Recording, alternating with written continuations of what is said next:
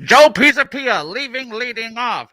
Audiences are disappointed. Joe Pisapia, star of Fantasy Pros and Betting Pros, leaves the show. Can the show survive? We'll never.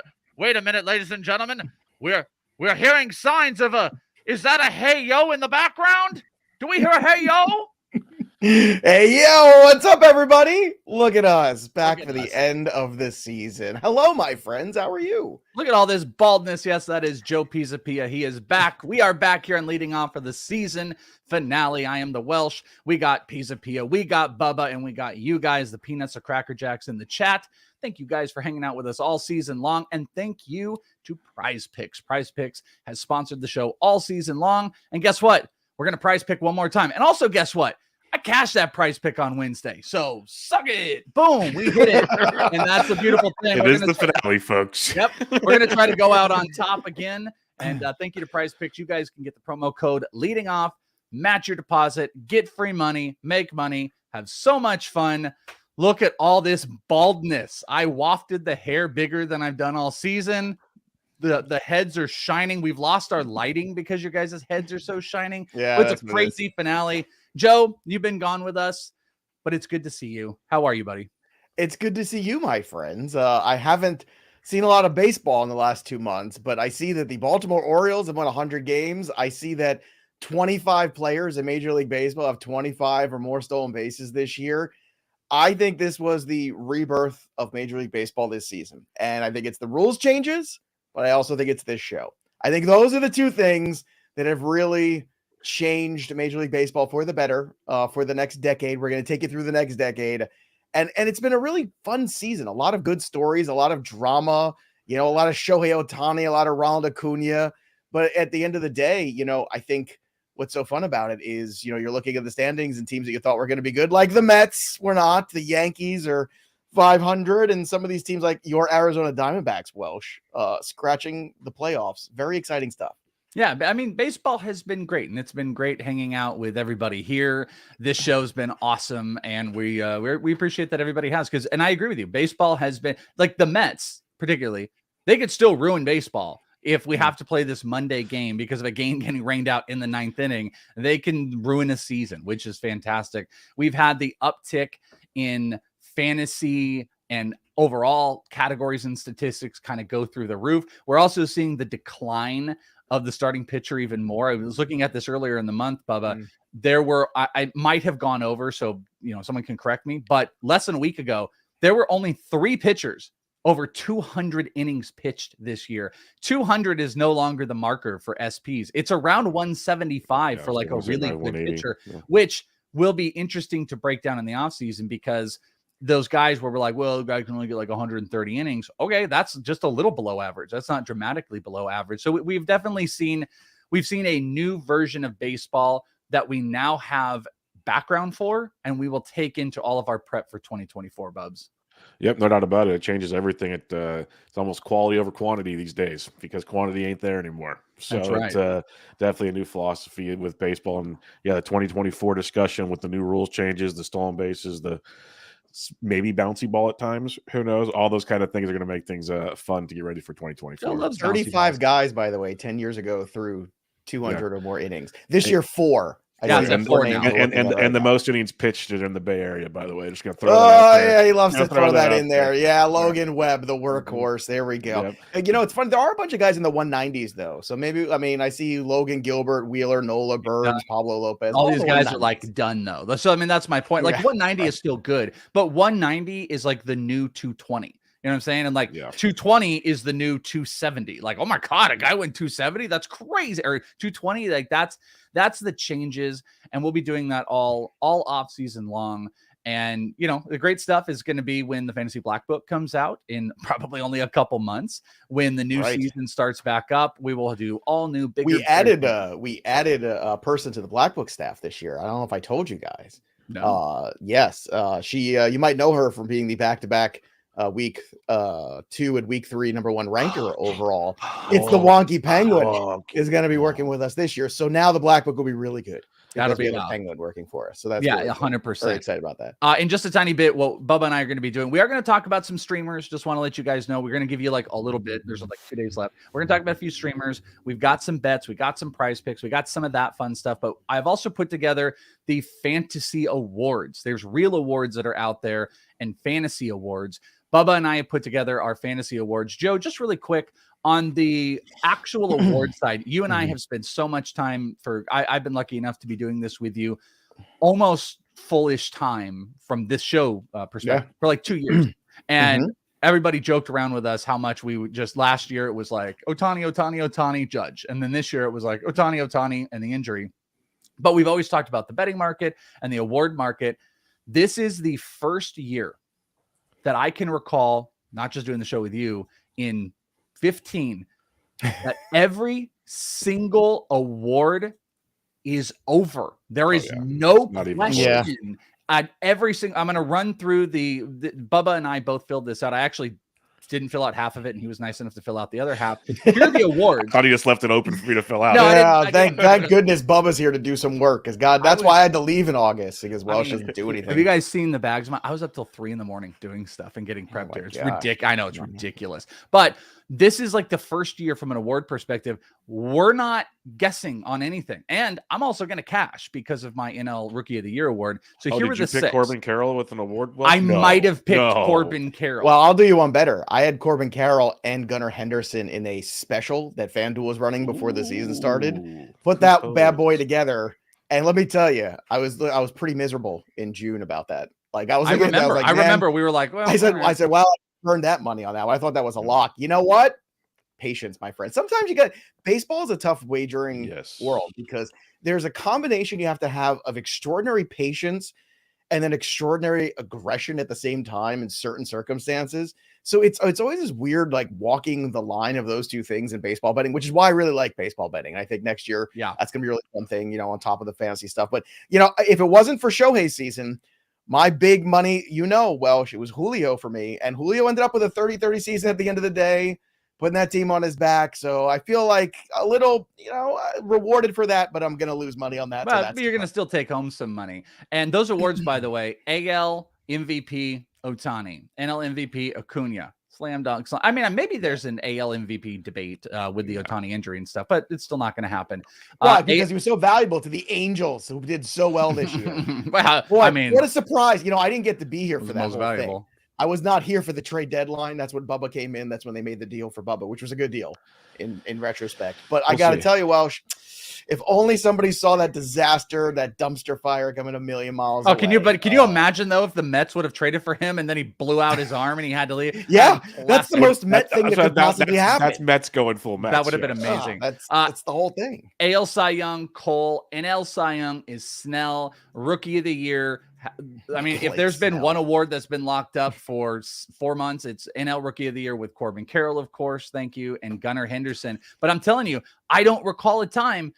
Every single one. It's not a debate. We're done. We don't have to be like, I wonder who will win. No, you know what you're cashing. I know. I'm just waiting. I really would like to contact DK and just be like, just give me my money. Like, we don't need to have a debate here. Snell is going to win this Cy Young. Can I just say that out loud? It's guaranteed. Oh man, I don't like that. I'm look at the numbers. And Spencer Strider is 19-5 and 274 strikeouts. Like a 4 ERA. Yeah.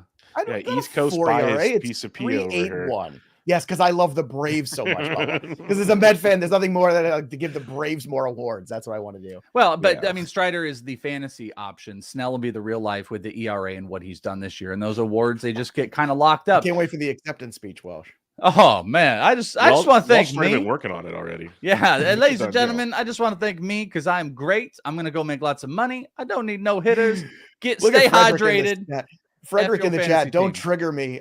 He's a Mets fan and a Jets fan. Poor Frederick. I mean, at this point, it's okay.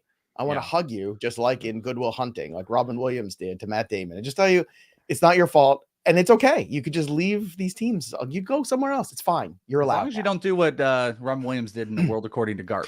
If you remember that. If anybody, that's a deep cut. That's a deep cut reference, but I didn't. Deep. That's like now I want to see what he did, but well, maybe that's what happens to him. So listen, Joe has just popped by, wanted to say hi to everybody. He was here the whole season. Betting Pros has been his home. He's taking care of Betting Pros. Make sure you guys check it out and support Betting Pros, even though I know, it's a constant battle and debate and tug and pull between, real life baseball and fantasy versus gambling and how that's popping up. But guess what? Betting Pros has been more successful because of Joe. Fantasy Pros has been more successful because of Joe. And next year, hopefully, with Joe and myself, we can continue to push this podcast to be bigger, can do some more Betting Pros stuff. And I just wanted to see your face. You'd have a little, I told you so somewhere, just something. We needed something. I wanted Joey to see your faces because, first of all, this is our labor of love, this show. They told us we couldn't do it. They told us it couldn't be done. And you know what? We did it. And I say we because it's that royal we, because it's all the people that watched and listened all year. And it took us from from nothing, like the 3,000 YouTube subscribers to 7. And now it doubled again this year. We're 14,000 on the YouTube channel. The listens were incredibly steady all year. I want to shout out to Bubba for filling in for me in August and, August and September, because, it's just football is still king. But to prove that people still love baseball enough that we should have a show that runs all year long, and other places don't do that. And some places have cut baseball altogether. And I think this was a rebirth of baseball. It is a very exciting game. The rules changes really brought things back. There's some exciting stars in it. Of course, Wonky Penguin and Mayor and all the people who help us, behind the scenes, including Chris, who makes all the boards and does all the work for us. I want to thank the AI machine also for all the terrifying things that it showed us this year. And Welsh for you. I did not forget you. Oh, there it is. There it is. The lasagna. Oh, my still goodness. Horrendous and creepy. Yep, scary. Shout out to Mayor too. There he is. There he is. There's Mayor right now. That's why he wasn't at work on Thursday. I'm going to say this. It's very lucky to get to go to work with your friends. I get to go to work with my friend, the Welsh, who's also just exquisite at what he does in the baseball world. So there's nobody better, and I'm very lucky to have him here. And again, very lucky to have this audience, and we appreciate you all. This has been a huge victory of a season for us. We're going to victory lap all off season, and then we're going to come back. I know Welsh has got some big plans in the off season to bring you baseball. I know next year we're going to have a lot of big plans to bring you baseball, and it's just going to get bigger from here. And it's because of all of you. So just thank you to all the Peanuts and the Cracker Jacks, because you're the best. You are absolutely the best. And this has been a fun ride. I can't wait for next year. It's going to be a good time. That's right. And hopefully I get to see a bunch of you guys coming out to Arizona. Arizona Fall League starts up next week. Make sure that you're locked into that. And first pitch Arizona a month, where I'll see not the middle beautiful bald head, but I'll see that other beautiful bald head in person during first pitch with all the rest of the industry. So make sure to say hi. All right, Joe Pisapia, thank you, my friend. I'm actually going to see you in like an hour. So I'll be seeing you back here. Joe's got to go. Joe, we love you. I think Joe literally froze. Oh, there you go. Joe froze. I did freeze. The power of stillness. The AI, remember AI? I said AI, and then it froze me out. There you go. So all right, have Joe, a great show, everybody. We love you. Bye, Peanuts and Cracker Jacks. Joe Pisapia bids farewell to leading off once again. He's gone, ladies and gentlemen. We bid him adieu, but maybe he'll come back at some point in the near future. It's just us, Bubba. It is Bubba and Welsh. Let's talk about some fantasy awards, Bubs. You were... I mentioned this, but I didn't update you until this morning. I was like, hey, by the way, let's fill these out here. I put together some categories for the fantasy awards this year. Awards, designations, whatever you want to do. And you and I filled these out. First question before we get into it. Did I ruin... did you have one of those where you saw the question, you're like, oh, this is the answer, and then you saw mine, and you're almost all of them. Okay. Almost all of them. So that's why towards the end I said screw it, and I started just writing down the same name. I'm like, I'm not even going to try. Yeah, why not? Yeah, I'm like, this isn't worth it anymore. So to the listeners, Welsh's answer is probably both of our answers, but I tried to give you another option type thing. In the chat, if you would like, as I give it, throw it out. Throw out your version of that. And I know you all will be very selfish and pick the guy that helped you on your own team, but that's okay. Each category, feel free to throw in, and if we get them quick, I might try to answer them. The first category was Best Value Hitter of the Year. And I actually think this might be the most debatable one that I put, because I put, no shocker, Corbin Carroll. Why did I put Corbin Carroll for Best Value? I don't care that he did bump up to the 5th round. He's a top 3 overall talent. You got in the 5th, 6th, 7th round a player that was one of the single best fantasy players in baseball. There's a bunch of great value guys. Bubba's pick is good. Wonky just put Cody Bellinger. That's a pretty good pick. But Corbin Carroll blew them by. Yes, he probably cost double what Cody Bellinger was, But at the same time, he ended up being, like I said, 2-3 overall. That's a almost 30-50 season. It's absurd. So my choice for best value hitter of the season was Corbin Carroll. What say you, Bubs? Yeah, I like the Bellinger call, I like the Walker call. I almost went with Walker in the chat there, but Christian I went Walker, with, you guys are talking about, yeah, right? Yeah, I was Christian thinking Walker. about him too. I went Christian Yelich though. Post 100 ADP at 277, 19 homers, 27 steals. Might still go 2020. That's with missing a few weeks this past month just to kind of rest up for the postseason. Scored over 100 runs. He's looking a lot closer to the Yelich of old. So I went Christian Yelich, a little bit of a value on draft day, and returned some very good numbers. All right, the best value pitcher of the year. Harper, someone put Harper. Come on, get out of here. Best value pitcher of the year. I probably put him in the trade video no less than 3 times this year while I was doing that. If you guys remember, it's got to be Blake Snell. It's Blake, because guess what? Even beyond Corbin Carroll, Blake Snell wasn't a top 100 pick. He was outside. I was actually looking at ADPs on it was on Fantrax, and the ADPs everywhere across the board, he was outside of the top. So, and I knew people were going to do this. Someone puts like, hey, Scooble late season. It doesn't hold weight to, you got to think about the whole magnitude. A post 100 pick. I don't care if another guy is post 100 pick is going to win the Cy Young with a low 2 ERA, all the strikeouts.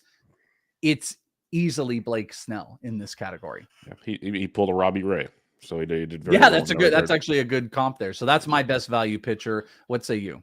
Yeah, it was Blake Snell, but to give an honorable mention, I mentioned Logan Webb, the dude, a 3.25 ERA, 2.95 xFIP, and a 216 innings pitched, almost 200 Ks, and he was drafted like 130th or so. So I think there's definite, quality return there. Jason brings up, this is kind of a close one. Eflin does belong in the conversation. If we started to like tier out, I think he would have been there. I think he's in the conversation. But again, I am being more hyper-focused on like the total of what was. But yeah, there was a bunch of good values. Pablo Lopez, again, if we had other categories. But I think the single one is, having the best fantasy or close to fantasy pitcher, having a top 3 fantasy pitcher that you got outside the top 100, definitely pretty good. All right, most disappointing hitter. Bubba, I'll let you start because this is actually a pretty good one you picked. But I was kind of down on him preseason, but he belongs in this conversation. Most disappointing hitter this year. Tim Anderson. I wasn't all in on him, but at the same time, knowing that 246 average with 1 total home run and 13 stolen bases, like literally gutted teams. And the problem with Tim Anderson, he's one of those players that you look at the previous seasons and it was so hard to either bench him or cut him for so long. So you had to take that suck on your team for so long before you finally just called it good. It's tough to take the suck. So I don't disagree with what you're saying there. My most disappointing hitter was actually, I didn't mean to cheat. It's kind of a 2-piece. I picked Bo Bichette, and Bo Bichette didn't have like the worst season. So that's why I picked the second one, because I know someone will be like, well, as a matter of fact, but it's just like 20 homers, 5 stolen bases. He did hit 300. So maybe I'm being a little dramatic, but 65 runs, 71 RBI as a guy that people were putting in at like 5 overall, 6 overall. Like Bo Bichette was drafted so high. See, like Robert says, Trey Turner has turned this around and get 30 stolen bases. He just got to. He was disappointing for a large margin of the season, and I think he probably could have been that guy. But I just think Bo Bichette's overall numbers, he's not stealing at all anymore. The power isn't good. The run and RBIs are super mediocre. This is a super mediocre year. The other one that made a lot of sense to me was very personal. Jose Abreu was like a massive disappointment. I was like, oh, don't draft Matt Olson because you can draft Jose Abreu. That was a stupid ass call. So I put Jose Abreu and Bo Bichette both in that territory. Most disappointing pitcher. Actually left you with a great option, but I'm going with Christian Javier because I don't know if I used this, but a lot of people did. This is this year's Spencer Strider. No, it wasn't. The 2-pitch pitcher failed. We saw velo dips, strikeout dips across the board. Slider wasn't good. Christian Javier was a massive, massive disappointment. The only reason I didn't put your guy, Bubba, is because he was literally on my bold predictions of failing. And yours makes a lot of sense, though. Yeah, the Javier one's great though because everyone was pumping him up. Like, everybody was so like that was the one. And I'm with you. I was not on my guy that I picked, but I picked Alek Manoah. Pretty simple. Like the dude, we don't have to go into it even. Like the guy can't even, like it's just a disaster. So I was off of him for the season. So we got one right. Welsh, high five to you. Yeah. But it was dreadful. And we got one right with the chat because like before I could get it out, Fenway was like Manoah, Javier, Frederick, Manoah disappointing, Wonky, Manoah, and so everybody agreed. Like we are like in complete agreement that these are the most disappointing. The Peanuts and the Cracker Jacks, smart people. But there's not the only ones. Like BT Foud said Robbie Ray. Yeah, but Robbie Ray got hurt. Like we're not going to hold that against like these other two. Same thing with Rasmussen and Springs. Like we're not going to ding those guys because they got hurt. The performances were really crap. Aaron Nola is an interesting one, but he doesn't really belong in this, but it definitely wasn't worth the. He's frustrating, not disappointing. Yeah. All right. Surprise hitter of the year. So this is one that came out. This is one where the production of that person still shocks you to this moment. And you're still like, wait, what? And I actually did this category just because I wanted to bring up this guy. Isaac Paredes, I think, is the surprise freaking hitter of the year.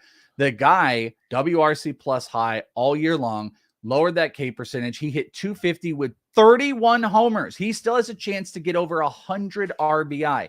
That would be two borderline elite categories of 30 plus homers and 100 plus RBIs while hitting a very respectable 250, not striking out a bunch. That works in points leagues. He doesn't have a ton of runs, but Isaac Paredes to me was the biggest surprise. And these are great names.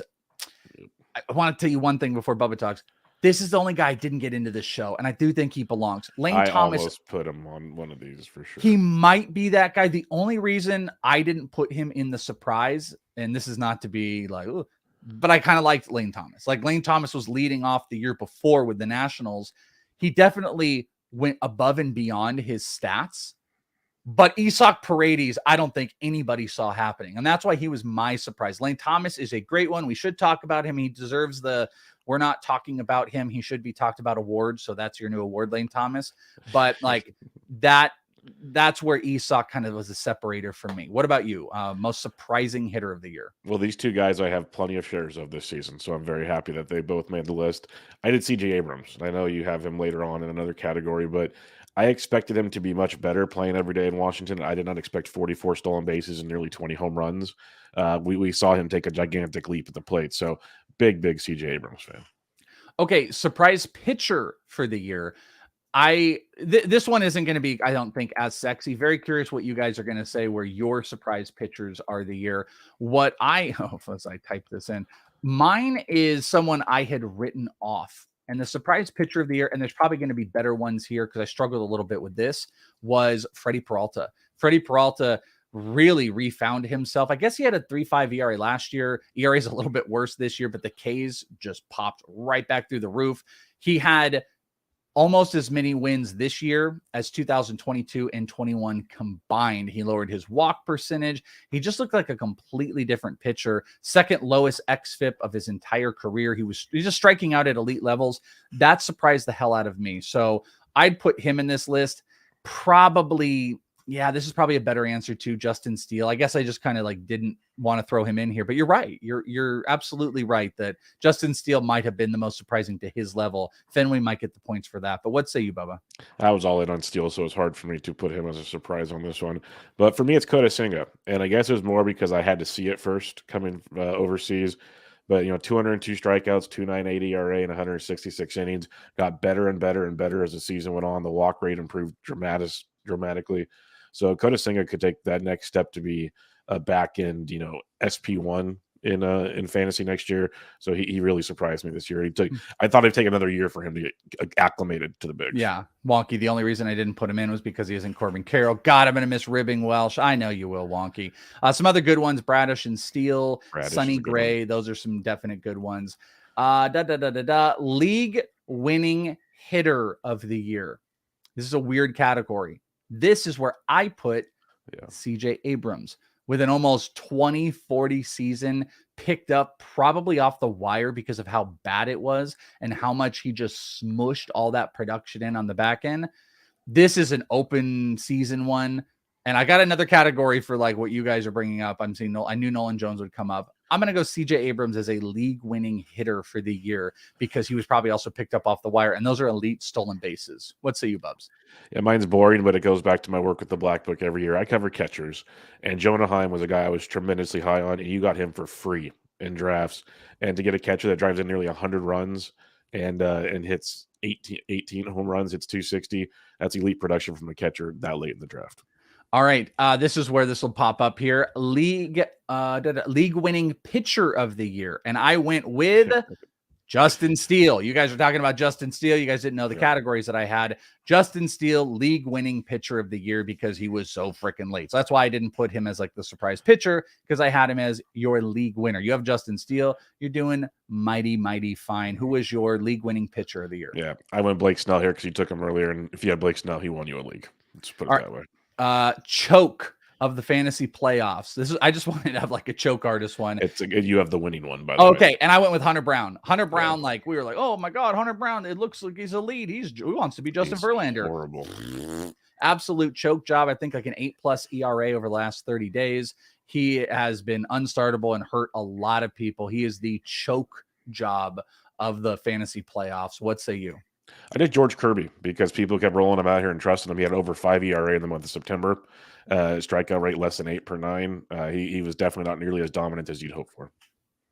Okay, the last really 2 categories I have are built around the people that dipped out, like Joe PrizePicks. What does Joe know here? The last 2 months pushed their rank up so high that people might not be aware of, and this category is swept by Nolan Jones. Nolan Jones is he's been so good the last 2 months of the year. He's improved his value, but these people might be sleeping on him. Almost put up a 2020 season. He's going to continue hitting in cores. There's a lot to be excited about. We had to give a award to Nolan Jones, and he gets the back end of the year best hitter. Yep, completely agree. He's been amazing, absolutely amazing.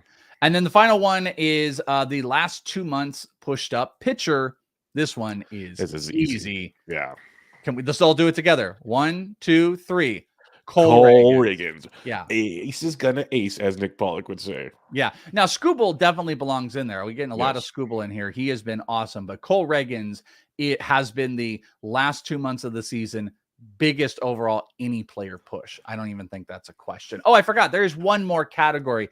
This category is the best single take by a fantasy analyst. And that's so crazy. Mine was filled in for me. It wasn't filled in. I don't think so. I think you might have filled this in yourself. And the award goes to, can you do a drum roll? The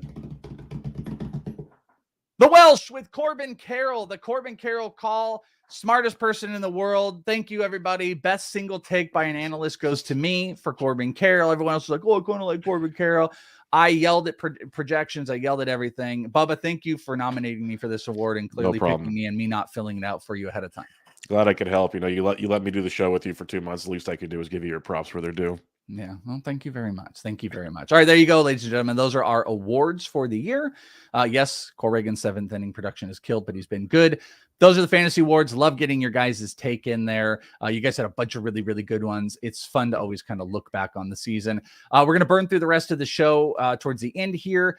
SP streaming, Bubba, are there any streamers for these last couple of days that you want to take a look at if people are desperate? There's just so much we don't know. These guys might get pushed off of starts, which I really hate. Friday's kind of already in the books. I think your focus needs to be on Saturday if you're doing it. I'd throw out Jordan Wicks at Milwaukee is someone I might take a peek at.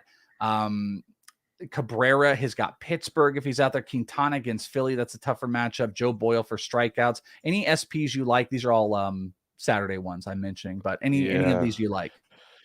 It's real tricky. Like the ones I would look at, they have Eduardo Rodriguez for Saturday and Sunday for Detroit. That says everything because I think Reese Olson's going to pitch one of those two. That would be one I would look at.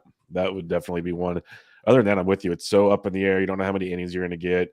I like the Boyle call, though. That could be a fun one for sure. Yeah, Boyle could be a strikeout desperation play. The best guy, which I hate, is scheduled for Sunday, and that's Michael King. Michael King is the best, but just there's weirdness that happens. They might be like, they want to get his innings, so they want to keep stretching them out for next year. That's true. Yeah, that's a really good point. Just something to be aware of and something to monitor. But I think he was the single best if you were going for this weekend. The last one of the year. It's PrizePicks, promo code leading off. Bubba and I have been doing it all season long. Kind of wish we would have ended last show because I smacked that one. Let's see if we can do it again, though. Promo code leading off gets you a 100% match up to $100. They have supported us all season long. Hopefully you have done the same. Bubba, one last time. We can do it. This is like the Spider-Man thing. Okay, one last time. Who you got on the picks? On the picks, I'm going with Matty Olson over 8.5 fantasy points, Freddie Freeman over 8.5 fantasy points, and Ozzie Albies over 1.5 total bases. Just take the players on the best offenses in baseball. Just do it. I think that's a good approach here. I'm going with, I guess I'm calling this like the count it. This is my it means everything. They're playing for it score. And I'm going with Corbin Carroll fantasy score. Nico Horner. Oh, hey, last show. Hope to be back. Nico Horner show score taps. And Zach Gallen fantasy score. So those are my three for the it counts. It means it this time. Bing, bang, boom. Let's do it again. One last time for the bets, your best bets for the final Friday of the MLB regular season. Let's just go to Coors Field. Alex Kirilloff over 1.5 total bases plus 100. Matt Wallner over 1.5 total bases plus 115. And there's that man, Nolan Jones, over 1.5 total bases plus 100. Ooh, I might smack that when we get off of here. Yeah. The K props are always tough. Joe Ryan, 5.5. I just kind of am into that one right now. The worry would be that, like a lot of these pitchers, they let him go 60. But I think this is a good matchup for the strikeouts. I feel better, though, about my first fives, which I've been doing all year. Chicago. First 5 money line minus 120. That's actually pretty good juice on that with Kyle Hendricks. And then Cincinnati. I know, but Cincinnati, this is do or die game. First 5 money line minus 125. Hell, you know what? I might just pair those two bad boys together, live dangerously, get a little plus 250 or something like that. Those are going to be my money line plays. Is there anything for DFS on this final day? You want to run it back one more time? Let's do it one more time. It's like 12 game slate. It's a big last big slate of the season. Joe Ryan and Coors will be contrarian at 9K. You got Nick Pivetta versus the hungover Baltimore Orioles at 7.6K. And then I love Ken Waldichuk at the Angels at 7.2K. A lot of cheap pitchers actually on that slate that allow you to pay for bats like Minnesota in Coors Field against Ty Block, Atlanta versus Trevor Williams, and the Cubs versus Colin Ray are all great spots. If you want a couple pieces of value here, Junior Caminero, 2.9K against Kikuchi. He's been hitting second every day and hitting very well. Marco Luciano versus Lance Lynn, who has a great mention in the chat about a disappointing pitcher. And Sean Bouchard, if you're not using Joe Ryan, is 2.6K, and he has put up 14 or more points in 2 straight games in Coors Field. Boom. Austin Wells, definitely worth the pickup if you're trying to get a streaming option out there. Question next year, keeper points, Yuri or Bueller? Yuri. I'm going to go with Yuri. Yep. And then Walker, Frelick, I would go Walker, and Ellie or Holiday, I would actually go Holiday. Any differences there? No, I'm with you 100%. I'm just scared of the title of that person's name, by the way. Okay, yeah, I know exactly. PT, what is this? Does this mean you're fading me? I'm guessing, was that like a fade thing? But there you guys go. And also, we don't have a video for it, but just a shout out, to Corbin Carroll for making it such a great season, for being my partner in crime, for you guys partaking. We traveled so many great places this year. Let's just relive some of them. Oh, there's the Grand Canyon. The pyramids. Look at that. We went to Niagara Falls. We traveled the world. There's the Eiffel Tower. We had a great time. Yeah, we went into Maple Leaf World, and we went and went to Pandora. We went and played a game show. We went to the Price is Right, which is great. RIP Bob Barker. Spay and neuter your pets. Barbie World, even. We were there as Acuna was getting mobbed by fans. I mean, so many places. So many great places. From the Arizona Fall League, which starts up next week, to our home here at Fantasy Pros. Corbin Carroll and I traveling all around the world. You might be asking yourselves, when are we going to do the video? Well, I'm going to be doing a separate video with a winner that's going to be out there. So we'll be posting a winner. Be on the lookout for that. We'll have some fun with it. We'll have a little montage celebrating all the places. Thank you guys for entertaining me with me being stupid. I like to be stupid, but I like when people like to play along with it. The final thing here, the home run contest. And we do have a board. I actually kind of meant to do this with Joe on here. I thought it would have been interesting, but we got into things. Look at this. 2 home run difference still with 3 days to go. Blue Harvester crossed the 60 marker at 61. JJ Tater at 59. I kind of hate to do it, but we're calling it. I don't think Razor can get like 6 or 7 while the others don't do anything. This is a 2-man heat for the Corbin Carroll helmet that is literally sitting next to me. Blue Harvester, JJ Tater. They'll be making their posts in the Fantasy Pros Group Me rooms, or not the Group Me rooms. That's my thing. It's the Discords, which you guys can sign up on premium. So go and do that. Take part next year. We'll have cool, fun prizes, but there you go. That is going to be an absolute monster. I'm excited to see what the finale of that's going to be. And I'm going to go with Corbin Carroll, by the way, just to end it out for the weekend. I think I'm at 44, 45. Let's just go with Corbin for the last couple of days because that's my boy. That's my boy, Blue. How about you? I just wanted a fun one too. Spencer Torkelson just hit his 30th home run of the season the other day, having a monster season, and he's got some great matchups for Detroit this weekend. So I went Torque, have a little fun with it. There you go. So the last thing to tell you guys, Joe kind of talked about it. I'm going to be doing, unless the plans have changed, I'm going to be doing dynasty content, like podcasts for Fantasy Pros in the off season. We're looking at like once a week. It might start next week. At worst, it'll start the week after. So make sure you guys are locked into our stuff. Follow me on Twitter is at the Welsh, Fantasy Pros MLB. Those are the handles. And I'm going to be spouting out some dynasty content until we get back onto things. I don't know. They might be a video component. I'm not 100% sure about that, but that's why I would tell you, just follow all of our stuff. You got the Twitters. You can follow the youtube.com/FantasyProsMLB. So you guys are notified when we do go live and put videos.